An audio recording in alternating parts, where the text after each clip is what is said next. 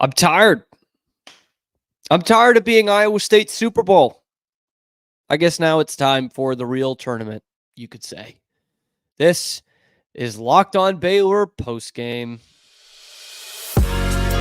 You are Locked On Baylor, your daily podcast on the Baylor Bears, part of the Locked On Podcast Network, your team every day. Welcome to another episode of Locked On Baylor live postgame. Thank you for making it your first listen today and every day. I'm your host, Cam Stewart from ESPN Central Texas. Baylor a little, Iowa State a lot. What was the score final? 76-62. The Cyclones advanced to the Big 12 championship game against Houston. Quite honest, that looked a lot better on second reflection. Baylor made it look much more interesting than it was to make it a 14-point game as the final. If I told you I had something positive to take away from this game, from a Baylor perspective, I would be lying to you guys, and I don't like doing that. That sucked. That sucked really hard. Really, really sucked. I mean, you can't say a lot of us didn't see it coming. Maybe not losing that bad, but every game. Today it was 9-1. The other day it was 12-2 or 16-4 or 13-2. It's every freaking game. They are not ready to play ever. And they've gotten pretty lucky with it, quote unquote lucky. I mean, they're still a good team, but you knew that was going to bite this team in the ass. You knew it. And I know there will be people who say, well, maybe this will wake them up. Why did we have to wait that long for it to wake them up? Even through the wins, we've been saying that. Fall down 16 in the first half to Texas Tech. You fall down 14 to Texas. You fall down 16 to Houston. You can't just keep coming back from that. You can't. And they didn't fall behind that bad in this game, but it does get to 11 in the first half. You go on a 7-0 run, and then you're never in the game again. That's what good teams do, what Iowa State did. They come out punching, they maybe take one punch back, and then they knock your ass down on the canvas. That was pathetic tonight. And I don't like coming in and just lambasting the team, but call a spade, man. That was terrible. And it just showed no fight, no grit, no freaking balls, man.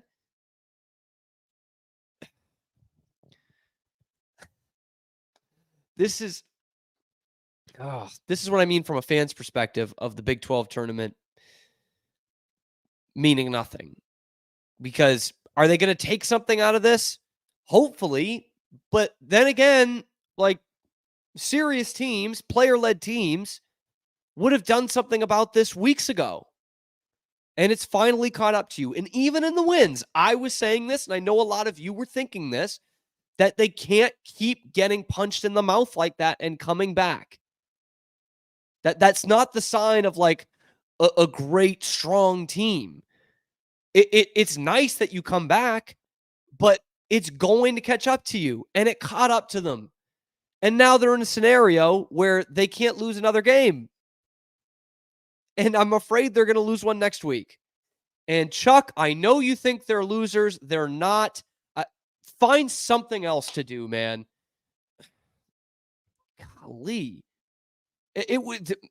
Baylor just beat themselves in the first half. And then Iowa State knocked them right out. I've got something here about the guards, and maybe I need to eat my words about the guards. Okay, your three starters at that position, Jayden, Nunn, JaKobe Walter, Ray J. Dennis, they combined for 14 points. What more can you ask for them? They shot 5 of 25 from the floor. They turned the ball over 10 times.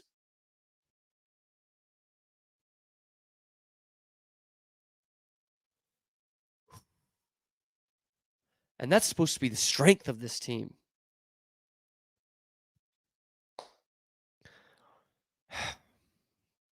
I get it. You face the number 2 defense in the country. Iowa State's done this to a lot of teams this year. But I'll say this again. You can use that excuse if we want to be Oklahoma, BYU, Tech maybe. But if we want to be that top-tier program, then you got to cut the crap on those excuses, and you got to go past the first weekend in the NCAA tournament. And after this performance tonight, I cannot sit here and say this is a second weekend team. I can't do it. I want to, because at times this year, including not all that long ago, by the way, it looked like so much better than that. And I believed, I bought in, and I'm still going to believe in this team, but good Lord, man. It's not just that Iowa State is very good, because they are very good. But that was as much of a Baylor piss-poor performance as it was a great Iowa State performance. I'm sorry. You know, there's some luck to things in that, you know, they shot 7% from 3 in the last game, Iowa State. They shot 50% in this game. But a 5 of 24 from 3 for Baylor, that's we're talking mid-January 3-game losing streak type of crap. And I want to go something positive here. I can't do it, man. I can't do it. And I'm trying to catch up on the comments now, but Will took the words right out of my mouth, because I know so many people have been complaining about this. Yes, it's a road game.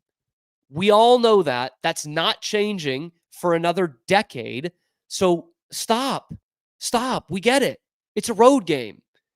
Every once in a while, you get a 4 or 5 seed that basically gets a quasi-home game in the tournament too. So it's not unheard of. But if you want to be a top-tier team, you need to, A, beat teams on the road, or B, at least put up a better effort than that. You cannot play like that and expect to beat anybody in March. And Will also makes a good point here. Yes, we have a high ceiling, but we're trending the wrong way ever since Kansas. You're right. Like, I don't know if that was what this team thought the championship was, but it was a very poor first half in the next game against Texas. Texas loves blowing leads, so you won that game. It was an all-around bad performance against Tech. It was a slow start last night, and it was an all-around bad performance tonight.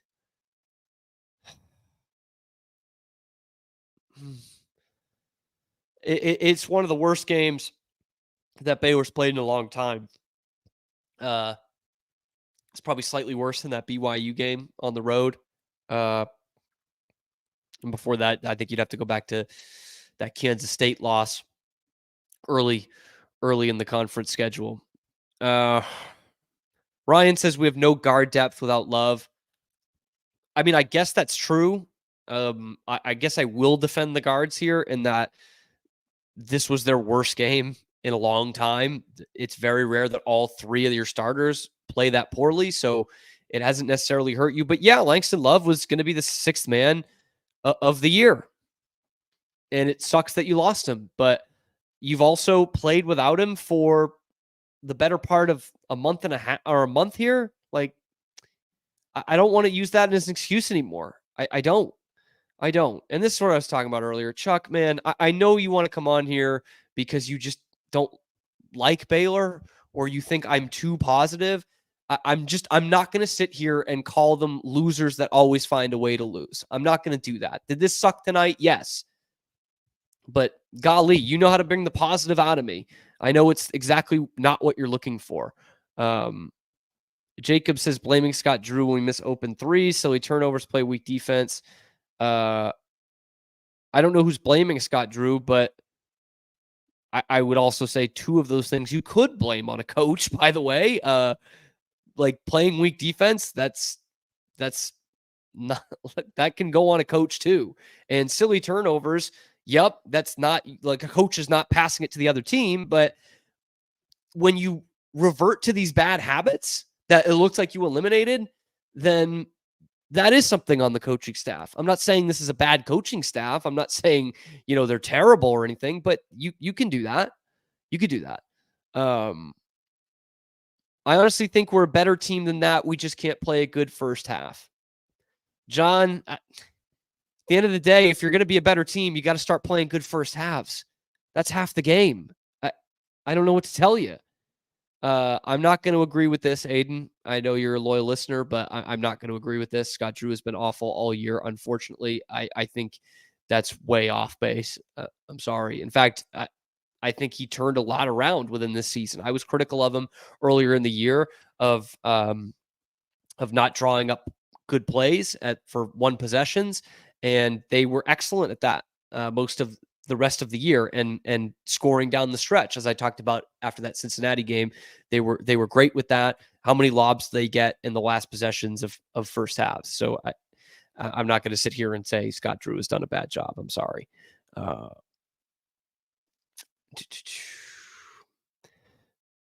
And Aiden also says there's no silver lining. This team stinks. Scott Drew disaster class. Maybe Aiden was the guy that you guys were talking about earlier, because I can't see that.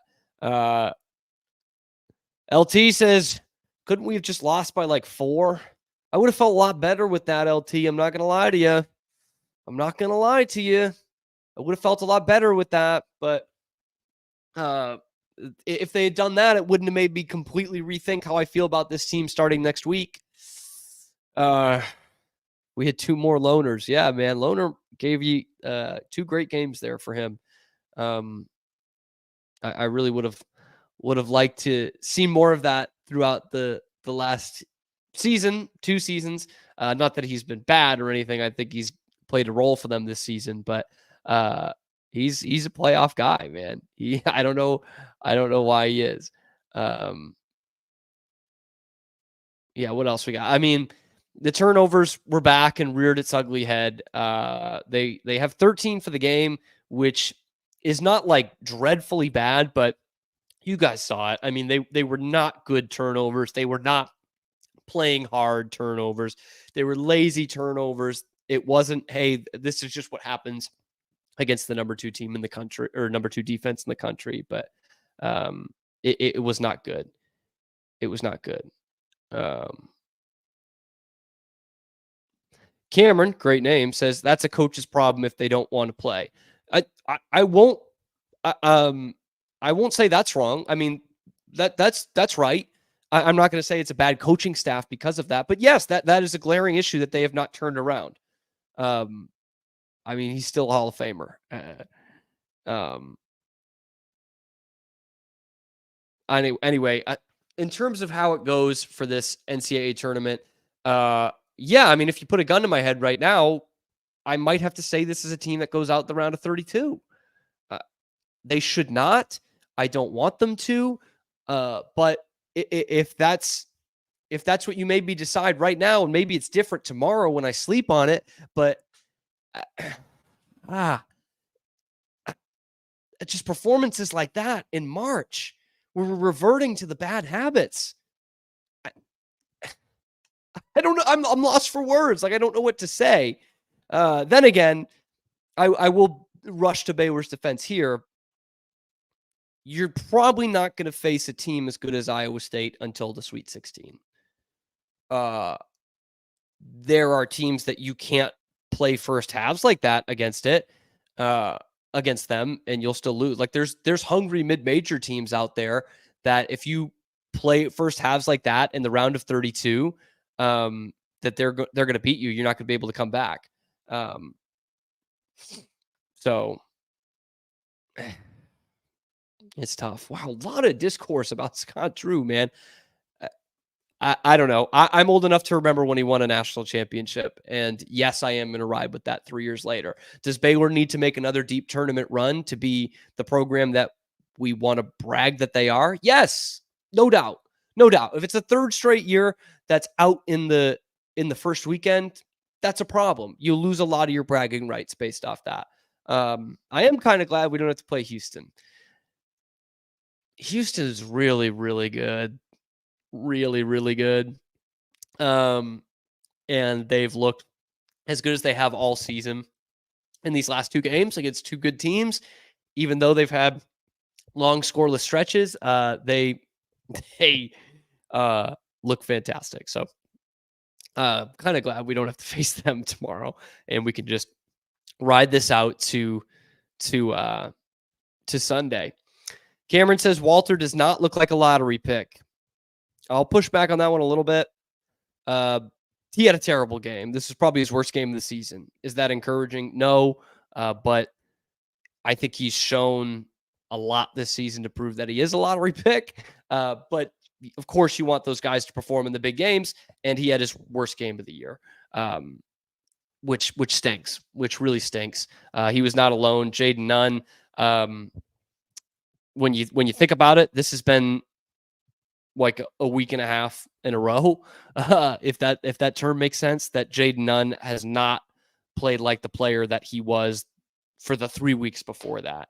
That's what I mean by reverting to some of the bad habits.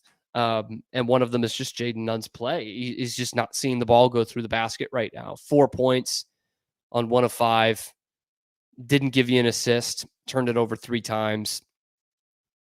I mean, that's just a guy getting cardio, and we know what he's capable of. He's capable of much, much more than that. It's really frustrating that he's hit this wall at this point in the season. Obviously, JaKobe doesn't have a good game. Ray J. Dennis missing 9 shots. I guess I'll defend him on this. The thing that sticks out to me in Ray J's stat line that shows me that it's just not all his fault, but he just has the ball in his hand so much. 0 of 6 from 3. Ray J. Dennis should not be taking 6 3-pointers. He shouldn't. If he's taking more than 3, that's a recipe for disaster for Baylor. And it's most of the time actually not his fault. And that was the case tonight, where his guys just were not running an offense, and he's out there, shooting threes with 3 seconds left on the shot clock. And I'm not saying he's had a good game, not by any means, but that's not entirely his fault. I will say one thing that's going to sound really, really salty, but I'm just going to go for it. Iowa State, this is the big thing for them. Hilton South, Big 12 tournament. They don't win Big 12 regular seasons. They don't go past the Sweet 16, but they win this tournament a heck of a lot, which is nothing to sneeze at, man. That's an accomplishment. It's not as impressive as winning the Big 12 regular season, which I said earlier this week, but it is, no shade there. But it is, like, you could tell tonight, 99% Iowa State fans. I don't know if you heard this, but Fran let you know that there was a lot of Iowa State fans there. He really likes going in on one thing and just saying it 50 times during a game. But this is what they play for at Iowa State. This is what they play for. And good for them. It seems like a heck of a party when you can bring that many fans there and win. But this stinks. This stinks. And I am still of the belief that this tournament doesn't really matter. If you win it, that's great. That's fun. That's awesome. Hang a banner, print the t-shirts. That's great. But as long as you just win in a regular way, or lose in a regular way, then it's just fine. It's fine. Chuck, I'm going to wait for your response on this. What is my hopium? Please tell me how I'm being positive right now. I will wait. I sure as heck appreciate you listening every day. You're in the comments a lot, but I will wait. I will wait for this response. I don't know what hopium I'm giving you. I'm not even really seeing it in the chat here. The whole thing is about how they suck tonight. What do you want me to say, man? Golly. So now I think Baylor sticks at 3 seed, and be real. I just told you they're going to go out in the first round if I thought so. Locked On Baylor is not owned by Baylor. Like I don't know what to tell you, man. I appreciated you watching. Do me a favor. Don't watch anymore. I don't care. Stop. Like, the one view is not going to make or break me. Oh, man. And JaKobe is a bait commenter, but it's working. I'm just fired up, man. Oh. Anyway, they're going to be a 3 seed, which is fine. I think they would have had to win this tournament to get up to a 2, and I don't really care really 2 or 3. It doesn't make much of a difference to me. Now we're just going to see where that regional is, because that's kind of gone back and forth in Lenardi's bracketology the last week and a half. I expect they will be in Omaha, whatever region that is, because that's split amongst 2 regions. That first round site would be in Omaha, which is what, an 11-hour. Those of us in Waco, who wants to do it? I'm in. Why not? I've seen some comments about the free throws. Yeah, 65%. Not good. Not good. That's where it was earlier in the season, and I thought they had turned that around. I mean, they did. I guess that's a bad night. Sorry, that I know there's too much hopium in there. But yeah, that's if you do that in a tournament game, I'll say that. If you do that in a tournament game, you're going to lose, and that's what you're going to do. Yeah. Ooh, I can put users in timeout. Ooh, I'm not going to do that because I'm a great American, but oh, that is fun. That is fun. I'm just, to me, it doesn't go much past the guard play. Misi ends up having good numbers. He goes 14 and 11, and I thought he showed some serious grit in this game. He did have a couple of bad turnovers. Josh O didn't give you much. He grabbed 5 rebounds, but Josh O's kind of stepped down the last couple of games. Caleb Lohner has stepped up with 12 and 6. How about I give some flowers to Caleb Lohner, man? I talked about him a little bit earlier, but he did come out to play.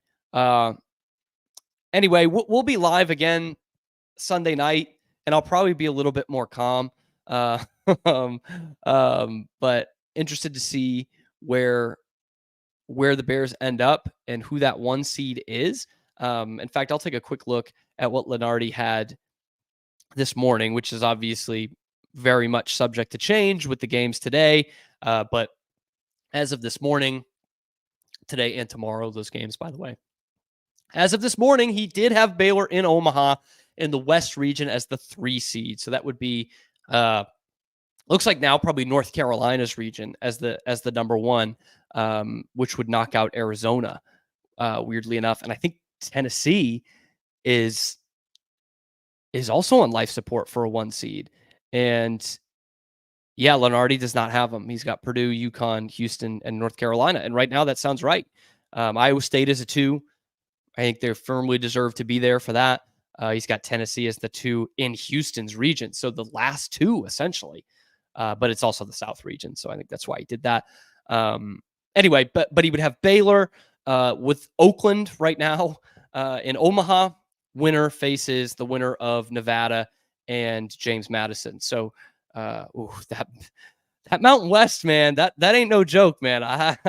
I don't know anything about Nevada, but I know how good that conference has been this season, and they're a veteran laden team, and they got some dogs. So I don't necessarily want to see them in the second round either.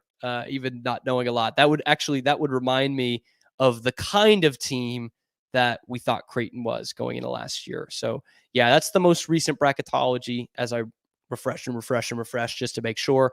But Baylor as the 3 seed there. We'll break that down all on Sunday. But I don't know. Maybe you're of the mindset that this was just a really bizarro Baylor performance, and that they're not going to have a game like this again. I can probably hear that out. Oh, Austin, I didn't even see that comment. Looks like you kind of went with that. I like that was the worst performance they've had in a month, but they keep getting off to these slow starts, and that's just not going to work in the tournament. And credit to Iowa State, man, they got their revenge. I'll answer this one last question because interesting one that I hadn't heard it before. But Grant says, "What do you think would be different if D'Antoine Grimes was here?" Nothing. I thought D'Antoine was a nice player. I didn't want to see him go, but for me, he's getting Miro Little's minutes, and Miro Little has given you good minutes. D'Antoine could probably score a little bit more. Yeah. I'll give you that. And maybe that's the end all be all, but I thought Miro's actually given you good minutes when he's been in there, the last 2-3 weeks. So yeah, I mean, I will say this, Grant, it would be nice to have a guy like him on the bench. Absolutely. I'm not saying that, but I just don't think it would be much different. This team still goes as Ray J. Dennis goes. And when the Cards hit more than 2 field goals, the other two, JaKobe Walter and Jayden Nunn, you usually have a better chance at winning. So, all right, I'll calm down eventually. We'll talk more on Sunday about where this team's going. If you're listening to this or watching this later, drop that down in the comments below where you think this team is going in terms of how far. Because I think we all know we're going to Omaha, but which is more than baseball could say the last 20 years. So let me know what you think. Scotty B, I am going to relax. I'm going to relax. That's how I need to end this, with Scotty B just getting me to relax. I'm going to do it. We'll be back on Sunday. Thanks, guys. I know it's late. Thank you for jumping in here. All of you for jumping in here and getting involved. You've certainly driven the discussion. And we'll be back Sunday with a breakdown after we hear where the men are going. And also we'll touch on where the women are going too. Right now it's South Bend. So yeah, baseball did catch a stray there. I didn't mean to do that. They played Tech really tough tonight. And I like the baseball people, so I don't want to do that. But we'll talk about where both teams are going, and how that outlook will look going into the tournament. But I'll probably talk myself out of it, but I don't feel great about it right now. We know this team has potential. We know this team has talent, but you can't be talking about potential on March 15th. You can't. You got to be talking about what you have and what you don't have. And what Baylor has right now is a talented team with a Hall of Fame head coach, but we just don't know day to day what they have. We have seen this team at their best, which I think was a week and a half, 2 weeks ago, and they looked like a team that could beat anybody in the country. And I'll stick by that. But tonight they didn't look like that. And it's been Jekyll and Hyde all season long. Give me your hopium down in the comments below. We'll be back tomorrow. I mean it this time. Thank you for making it your first listen today and every day. This is a show definitely not sponsored by Baylor University. I don't even know why you would think that, or anyway, but it is called Locked On Baylor.